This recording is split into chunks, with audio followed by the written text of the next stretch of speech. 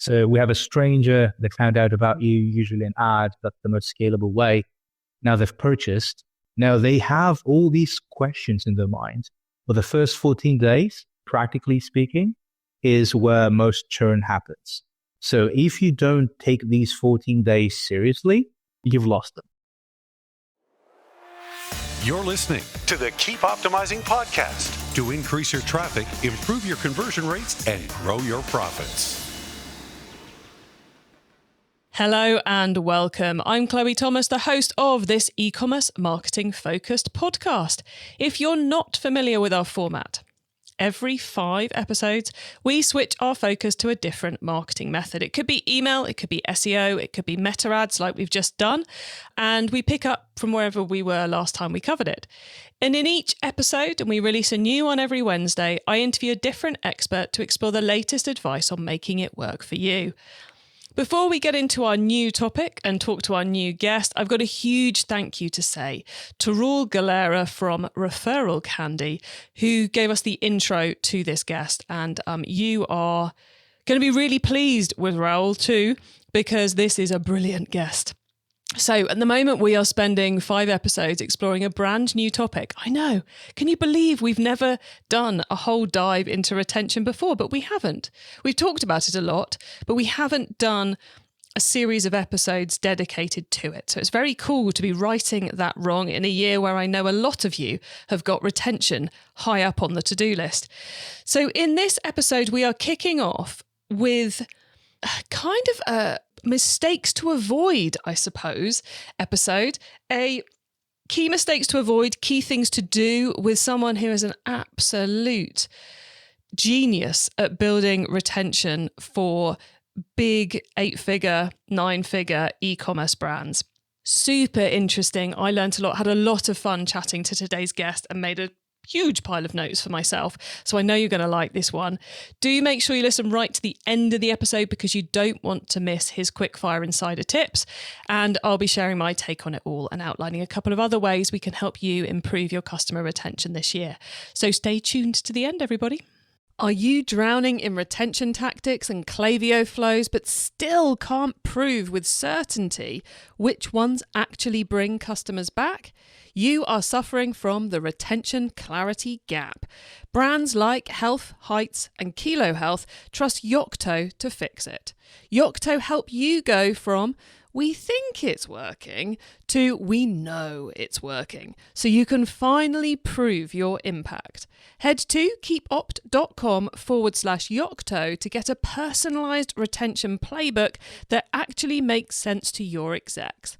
That's keepopt.com/YOCTO.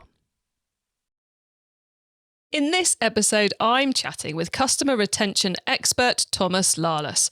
Thomas is a specialist in retention marketing for big brands, those doing 8 figures or more in annual sales, with a specialism in the CPG, health and wellness, and subscription first sectors. Hello, Thomas. Hello, Chloe. Pleasure to be here. Looking forward to our discussion. Great to have you kicking off our customer retention series. I'm not sure we could have found a better guest to do that. How did you end up in the world of customer retention? Because it's quite an unusual specialism, isn't it? Yeah, I mean, it's just like the best things in life, just out of pure randomness of events where you just try things and eventually something falls in your lap and you're like, oh, that's interesting. Personally, I have a background that's very diverse. I'm an ex-NATO military policeman. I'm an ex-academic. I used to teach business to artists. And then I founded a startup around AI education before AI was cool or easy to raise money with. And that didn't go far. But during all that time, I realized that something I was missing was that a lot of what I was doing with all these projects were quite transactional, like one-off, especially with a startup where we had revenue coming in, but we didn't think that we had to sustain this revenue with the same customers that, relied on us to do X, Y, Z. And that's when I realized that retention is crucial.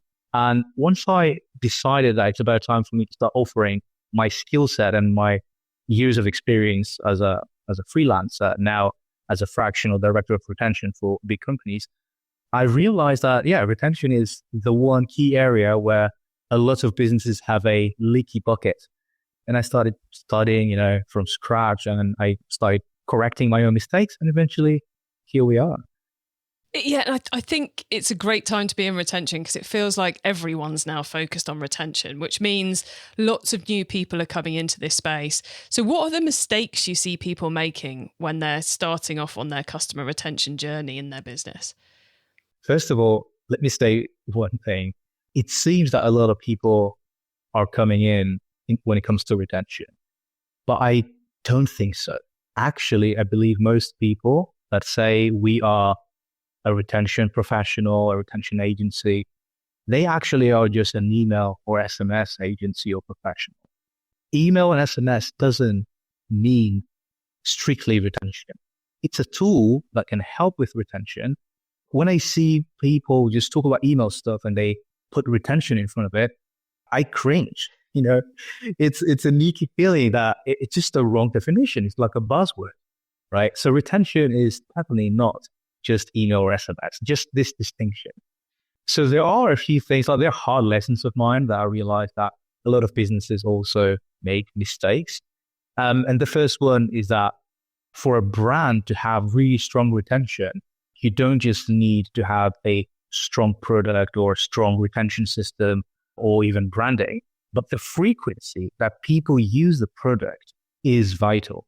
If you sell mattresses, your retention rate will be one purchase every 5-10 years, right? But if you offer something that can be consumed daily, ideally replenishable every 30 days or 28 days, now this is a business that can skyrocket because of retention. And if you know what you're doing to keep these people buying again and again, right? So this is number one. You might have an amazing system, an amazing product, but it has to do a lot with the nature of your product. That's why personally I specialize in CPG, consumable packaged products, right?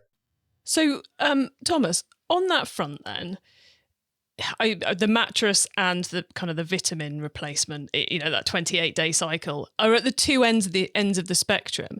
At what point would you say that it would be a bad move to make customer retention your big drive, strategic drive for the next year? If you're a business who sells twice a year to a customer, or you're a business who sells once a year or once a quarter, at what point does the return on the effort in customer retention activity not make it worthwhile fully committing to it? If that makes sense as a question. And I have a long-winded answer. I think I'm going to try to keep it short and simple with, getting the danger of just oversimplifying things. So it's a very nuanced answer.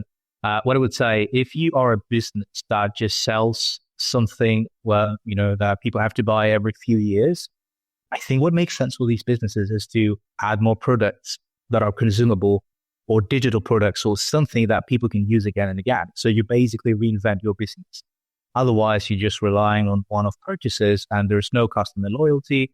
There's no coming back because there's not enough reason for them to come back. Right? While on the other side of the spectrum, if you offer something that is consumable, you eat, consume, drink, swallow every day, it makes sense to focus on retention. But I would say every business should focus on retention. You've paid a lot of money to acquire the customer in the first place. Now, this customer, if they love what you do, they love the product, the brand, will come back if you treat them the right way. And the retention systems is all about, finding the right way and then making it scalable. So I would say if you're on the right side of the spectrum where people buy your product quite rarely or not that often as, every 30 days, then adding more products in your portfolio is what makes sense to just close that gap. And then it's all about optimizing, the 30-day cycle, 28-day cycle. I don't know if that answers the question. It's oversimplified. It's a very nuanced topic. I think it does answer the question because I think but you're right. It is one of those questions we could sit here and debate for 3 days. and it's quite personal to the business. Yeah. It has to do with the strategy. It has to do with the vision. It has to do with what the brand stands for, etc. So there's no right answer. But it's great that you bring it up, because there are many businesses, there are businesses like the mattress example that you gave, who for some unknown reason think they need a customer retention department. And it's like, there are so many better things you could be doing. So I love the fact you've got us thinking about purchase frequency. Any other mistakes you see brands making in customer retention? Yeah, I mean, I can share as many as 7 mistakes. The second thing, I recently saw LinkedIn, which, by the way, I think it's 90% of what's posted on LinkedIn is wrong or oversimplified or, misrepresenting results for the gain of the poster. But something that I saw that is quite controversial for some people, but it's actually 100% true, is that the brands with the best retention are cults. And this is what I want to share, that, the hard lesson is that subscriptions don't just drive repeat purchases, but it's a great opportunity to drive loyalty. With subscription, you make sure you focus on how the person will enjoy a lot and get a lot of value upfront with their purchase and during the 30, 28-day cycle, for them not to churn. The focus of a non-subscription so see, the same business, one of them focuses on subscription, the other one doesn't. The business that doesn't focus on subscription, all they care about is to get the next sale. So they're getting promotional, salesy, they push. While if you're a subscription first, then the default is, unless you cancel, you will get the next batch coming in X days.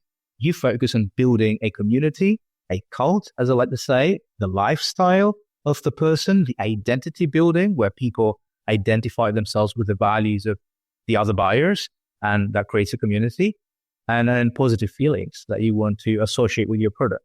And it's much, much better than just the same product, but being a one-off purchase option of it, right? So subscriptions are powerful, not just for the money, but also for building fandom.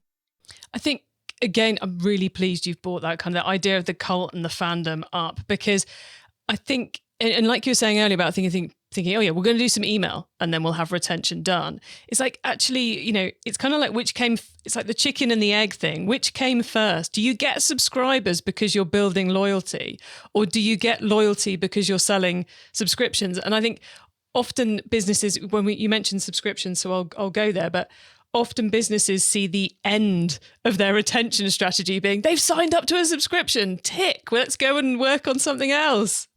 That is so wrong. I really want to say this much later. I think it's the perfect time. If brands see their subscription strategy as an afterthought, they've already lost.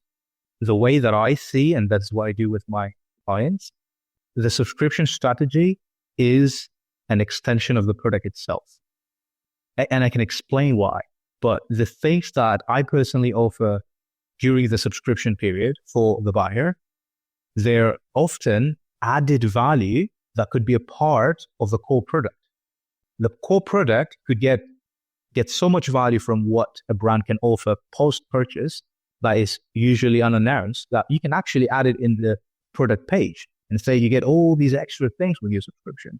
Usually we don't announce them. So they're pleasant surprises and people love them. And they're a great opportunity to build loyalty and upsell people, right? And get them to stick with your product. But if you think of this post-purchase thing as an email flow that you build, like, this is totally wrong. You lost. You've already lost. It's a part of the product, an extension of what you're selling. This is a very strong distinction, and I'm very adamant about this. Anyone that disagrees, they're wrong. So let's get super practical. Where does the start of the working out what you're going to do, or the start of success with customer retention, begin? Right. It begins with the first 14 days post-purchase. Post-first purchase? Post-first purchase, right. Yes. So we have a stranger that found out about you, usually an ad. That's the most scalable way. Now they've purchased. Now they have all these questions in their mind. For the first 14 days, practically speaking, is where most churn happens. So if you don't take these 14 days seriously, you've lost the majority of your first-time buyers that you've paid a lot to acquire. You've tried a lot of things to acquire. And now they're not planning to come back just because There's so many great products and great experiences and alternatives out there. Their attention is limited.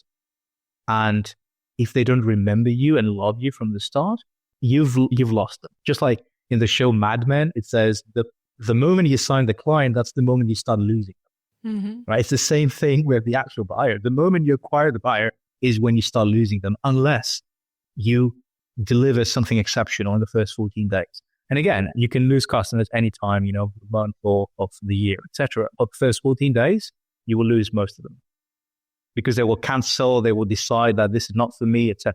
And you have to influence these 14-day window. So this is where you start.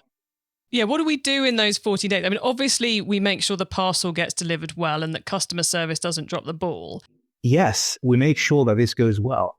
But the moment they purchase and before even the parcel is delivered, you make sure you remove any objections they have, any questions they have before they even get the product. You need to make sure not only they have no buyer's remorse, but also they're excited about this. So when the tracking system says, hey, your order is about to be delivered today, they're excited. So the moment you send them another email saying, it's been delivered, do you want to share your enthusiasm with the community? They click the link, they go to the community, and they take a picture of the product and they unbox it. This is the kind of result we want to bring. Or ideally, they even go to an ad that you promote and you build social proof by sending people, saying, hey, I just received my package and it's amazing. And the ad now performs much better. You can do so many great things. But delivering value up front is just the way to go before they get the product itself. Hold on. You would get immediately excited customers at the moment of unboxing to go and comment on an ad. Absolutely. That's genius. I've never heard of anyone doing that before. That's so clever. Absolutely. There are ads that my clients used to have with thousands of comments. That's also obviously the majority of them come from ad spending. But you start stacking hundreds of comments because of these emails that automatically send people there at the major point of enthusiasm. And you ask them to do something that is free, and you just help them basically release this enthusiasm that you created in the first place, right? So yes, first 14 days. After that, it's all about education. But I'm going to be brutally honest. The way most people approach education, they just think it's slapping some letters on a web page and then sending it as an email or a blog post, and that's it. And this is lazy, sloppy, and totally wrong. A totally wrong way to do it. What I do, and I'm very proud that I've invented this concept, I actually take the same information and I package it as a bite-sized premium masterclass that starts, launches, then lasts a few days, and then there's a graduation. And during that time, people can be upsold, can upgrade their order, can share their badges that they unlock with the graduation, and share with the community so more people are aware of it, etc. So you take the information you already have and you turn it into a premium product. Now, this is something powerful. It's not just another blog post that, is covered with digital dust, or, an email that is forgettable and has 2,000 words, where you need to send an educational email. This is something that people want. So in those 14 days, we're kind of, and beyond, we're giving. We are kind of wowing the customer, making sure they're going to have a great experience. We're getting them to do some interaction. Is there anything we should be kind of learning from them in this process? I'm thinking, segmentation, because they're going to be, if they bought it as a gift, are we going to do this same process with them? Other things immediately spring to my mind that we might want to do. Are you trying to get information back from them at this point as well? Yes, absolutely. You're spot on, Chloe. There are, let me count them. I think there are 3 or 4 key points where I'm asking for zero-party data.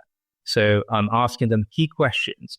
And personally, what I do is I don't have one flow that just goes out to the same people, but based on their answers, the information they provide, I tailor the flow, triggers another flow or branches out to something else with conditional splitting.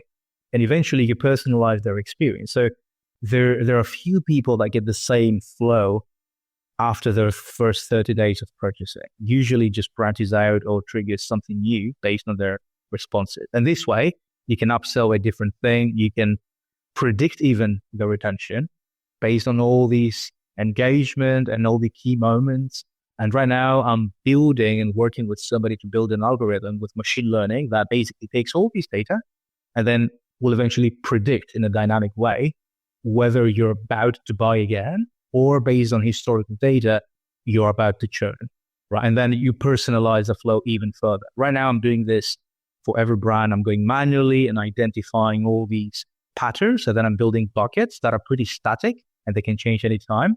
Well, that's a great way to get started by using a manual, machine learning algorithm. But yes, zero-party data, what you said is spot on. It's the key point to delivering a personalized experience. And then eventually, if the person is about to churn and you give them something to stay, or if they're likely to commit to buy a 3-month supply or even an annual supply. I've seen this. People 21 days after the first purchase, they prepay for an annual supply of the product. I've actually seen this happen and it's extraordinary. But you need to know who needs to receive this message. Otherwise, you just pissing people off by targeting the wrong people. So there's a lot of work to be done and zero-party data is an essential. And on that zero-party data front, the mechanism of collecting it, are you sending them to a form that they fill in? Are you giving them 2 links in an email where if they click one or they click another, or they're replying to an SMS or a WhatsApp? Being really, really practical. Any tips or recommendations around how we go about gathering that to get the best response? Gotcha. You have amazing questions, by the way. I know why people love your podcast. First of all, I would say this is the first time that I need to plug a company, and what my personal favorite tool, and I've been a customer for years, is Typeform. I'm using Typeform to deliver masterclasses, to collect zero-party data. They shift back to Klaviyo, which is my email and SMS and CDP weapon of choice. And usually based on that, as properties, I trigger different, conditional splits or different flows. So Typeform is what I use because it's just easy, intuitive, and that's how I collect all this information. But sometimes it just makes sense to have a one-click poll where you send an email, and I've seen some people feature my emails, on LinkedIn saying, hey, this is a great way. You ask them a simple question and you have 3 links with 3 different answers. And once they click, they're getting tagged that, hey, that's their problem or the intensity of the problem, or do they use this so I can think of my upsells or not, right? And they can target them accordingly. If you have more than one question, then the Typeform is the way. Or you just have a link, they answer this question, you record the click, and then you can dive in a bit more with Typeform. So the click triggers a Typeform and you ask them more. Let's say you want to find out who is a mum, because you have this angle or you have a kid's product, etc. The first question is, what describes you best? Mom, dad, or this and that. When people click, you dive in a bit more and collect more data to personalize it. So there are so many ways to do this, but taking a step back, the zero-party data is crucial for this to work. Excellent. Thomas, what have we missed? Any last things we've missed we should have told people about and I should have asked you about? Right. I mean, the obvious thing I think we've missed is that we've been talking about retention systems, sophisticated retention systems, but a premium retention system can't save an inferior non-stick product. Your product matters a lot. The brand experience, the product itself, it needs to deliver the value promises. And unless it does, people won't stick. I can help brands that have a leaky bucket. I can't help brands that have a bottomless bucket. So take care of your product first. Make sure it's sticky, even without branding or without any retention systems in place. And then the retention system will just skyrocket it. I love that you've added that in, because it's like so often you kind of think people going, I don't know why you're trying to build retention on this. It's not a good product. Because if the product isn't there, you've got nothing, haven't you? Brilliant. Thank you so much, Thomas. It's been brilliant picking your brains even about retention strategies. Listeners, remember to stay tuned right to the end so you don't miss out on Thomas's insider tips on customer retention and my suggestions for more free resources to help you improve things even further in your business. Founder to founder, are you really sure which of your retention efforts are driving repeat purchases? Or are you just hoping your Klaviyo flows and loyalty programs are doing their job? That's the retention clarity gap, and it's what's holding you back from real measurable growth. Founders at brands like Health and Heights trust Yocto to cut through the noise and show them exactly what's working. If you're ready to stop guessing and start scaling smarter, go to keepopt.com/Yocto to get a personalized retention playbook that actually makes sense. That's keepopt.com/YOCTO. Okay, Thomas, so far we've gone deep into retention strategies. Now you get to wow us with your insider knowledge about the whole of customer retention. So for the following questions, your answer can be anything to do with customer retention, which of course includes all those things we've already been talking about. Thomas, are you ready? Yeah. Excellent. Okay, let's start with newbie advice. If we've inspired someone to take their first step, what do they need to know to give themselves the best chance of success?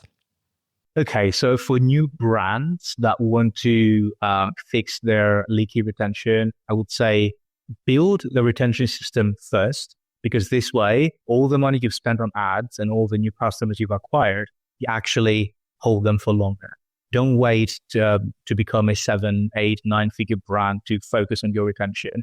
I would just start right away, and I would focus on the first 14 days with the philosophy that your retention strategy of the first 14 days should be an extension of your product. Your job doesn't end with you acquiring the customer for the first time. Your job is actually to get them to buy at least one time. Otherwise, you've probably overspent for a person that will never come back, and you might even be losing money. Nice. Okay. Once you've started, of course, you've got to keep optimizing. So what's your favorite way to improve performance? I'm a big data nerd, and I always run A/B tests. I've built a retention super system that is really strong, but I always look for different ways to optimize this and that. What I do is a traditional A/B testing with a holdup group, a control group that receive the thing that they would normally receive, and then I test a new theory. And if the new theory works, consistently well, then I make it a part of a whole system, and it keeps optimizing itself. Marketers need to think like scientists, and I really love this. It elevates your work if you think like a scientist, and if you think in terms of incrementality, not just the absolute click rates, conversion rates, etc., but what's the conversion rate of this scenario against this scenario, right? So that's what I would do: A/B testing with holdout groups, control groups, and then adding the winner back into what you've already built. Nice. Oh, I like that. Okay. If someone listening wants to learn more, is there a cheap or free resource you would recommend? I'm very skeptical about free resources, especially when it comes to retention. I mean, to be honest, this is, no disrespect against my colleagues, but personally, I'm not satisfied with anything online when it comes to retention. That's why I've actually written a book about retention, which is going to come out at some point, but I saw the gap there. And personally, I'd like to help the community grow. What I would say is, if you have a question, I can be a free resource for you. Just, send me a message on LinkedIn. If I can help, I will gladly do so. But I would recommend looking into a guy called Drew Price. He happens to be my mentor as well, and he scaled Grammarly's email program and loyalty program. And overall, he has some courses and a paid community that is not really expensive. And that also comes with a Slack channel with a lot of colleagues that share advice, share trends, etc. So that's what I would suggest. Nice. So there you go, everyone. Either DM your questions on LinkedIn to Thomas, or go and find Drew Price and check out what he's up to as well. Thank you very much for those. Finally, it's crystal ball time. What's coming up in the next 6 to 12 months we should be getting ready for? Okay, I'm actually not really big on predictions because things change all the time. It's new tools come here, new pricing models, new exciting technology, new regulations, right? So how can we predict what's happening in the future? What I always do to predict the future is I look back into first principles and I see what things never change. And then if you have a stellar understanding of first principles, then you can be ready for the future no matter what it brings. So It might be different from, like the sexy prediction kind of bullet points that people share online. But yeah, I always try to stick to the basics and to the truths of our world. And then predictions can come and go. Things can change. We can adapt.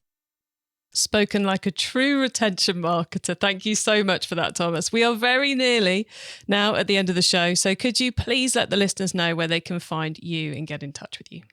Absolutely. I thoroughly enjoy this.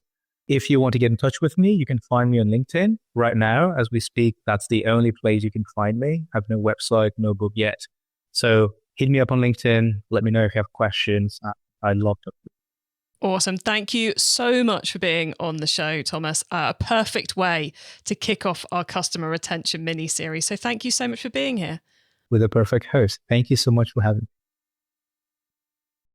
So what a great way to kick off customer retention series. Loads of cool stuff there from Thomas. I love those mistakes he was helping us get around that we can avoid. The whole point about 1, is your product good? And 2, what is your purchase frequency? Because that is going to determine whether or not it is worth you investing any time or lots of time in your customer retention. Making those first 14 days post-order, not post-delivery, but post-order really, really count. What can you do to make sure that person is super confident and super happy when the parcel arrives? How can you get them interacting with other people in your community, get them building that sense of loyalty and connection before they've even taken out a subscription because they've just had that first delivery? Getting that first party data as well, asking the key questions. What questions are going to help you sell the right thing to that customer, build the right relationship with that customer so as they stay with you for a long time, buying again and again and again. And loads of super, super practical bits in there as well. Really great to get Thomas on the show. You can find our notes, the links and the transcript of this episode at keepoptimizing.com. You can use our special direct episode short link to go straight to the right page. That's keepopt.com/the number of this episode. Do that and you'll go to the right place on the website. And then why not add yourself to our email list on the site so you can't avoid all our great stuff we send to you via email. Thank you so much for tuning in to this episode of the Keep Optimizing podcast. If you've enjoyed it and want to keep learning about customer retention right now, well, this is the first time we've done a full series dedicated to customer retention. So you can't kind of scroll up your feed like I'd normally say and find things that start with the words customer retention. Or retention even. This time, we have talked about it on a lot of other episodes though. So we've put together a page on the website where you can find all our past retention heavy episodes, which you will find via the short link keepopt.com/retention, strangely enough. You could also, and I know Thomas did say that it's not just about email marketing, but email marketing is quite important. So you could just scroll back up your podcast feed and listen to some of our episodes about email marketing because there's plenty of those that you can find easily. Please also tell your fellow marketers about this show because I want to help as many of you as possible to improve the performance of your e-commerce marketing. Have a great week and make sure you listen to the next episode so I can help you to keep optimizing your marketing. Access everything Keep Optimizing at keepoptimizing.com. That's with an S, not a Z.